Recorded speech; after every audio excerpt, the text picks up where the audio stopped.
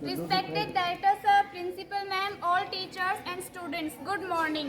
क्रोध का कहर। यह कहानी एक बड़ी कंपनी के मालिक की है। एक दिन उसका अपनी पत्नी से किसी बात पर झगड़ा हो गया, परंतु उसे ऑफिस जाने की जल्दी थी, सो वह झगड़ा अधूरा छोड़ चलता बना।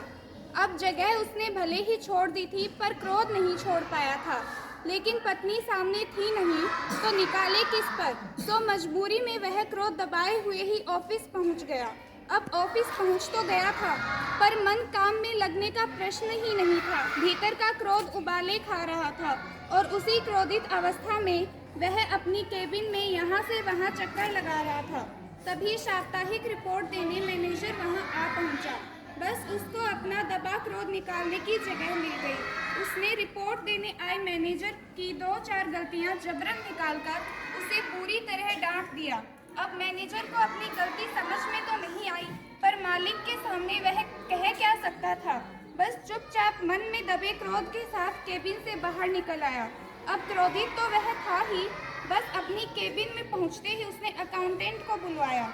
हिसाब के पन्ने यहाँ वहाँ कर उसने बेवजह डांट दिया। अकाउंटेंट का भी माथा ठनक गया। उसने अपनी बैठक पे जाते ही चपरासी को बुलवाया। अब चपरासी को डांटने के लिए किसी वजह की भी क्या आवश्यकता। उसने उस नामुराद चपरासी को कारण जोरदार डांट पिला दी। बेचारा चपरासी ऑफिस में तो चुपचाप अपमान का यह घूंट पी गया, परंतु घर पहुंचकर वह अपने पर काबू न रख सका। उसने अकाउंटेंट का क्रोध अपनी पत्नी पर निकाल दिया। पत्नी का सर चकरा गया। उसने जाकर बाहर शांति से खेल रहे अपने बच्चों को बेवजह झाड़ दिया। बच्चे भी हतप्रभ रह गए। बस माँ के जाते ही उन्होंने आपस के बच्चों से मारपीट शुरू कर दी। यानी कंपनी के मालिक और उसकी पत्नी के बीच रह गया अधूरा झगड़ा जाकर दूसरे मोहल्ले के बच्चों में हुई आपसी मारपीट के साथ समाप्त हुआ। सार, अब जरा अपने जीवन पर गौर करें।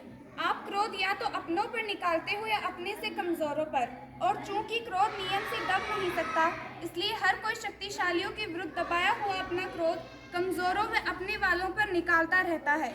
अतः साइकोलॉजिकल समझदारी तो इसी में है कि अगर कोई आप पर अकारण क्रोध निकाल रहा है, तो उसका बुरा मानने या उसे पागल समझने की बजाय इसे उसके अपनेपन का सबूत समझिए।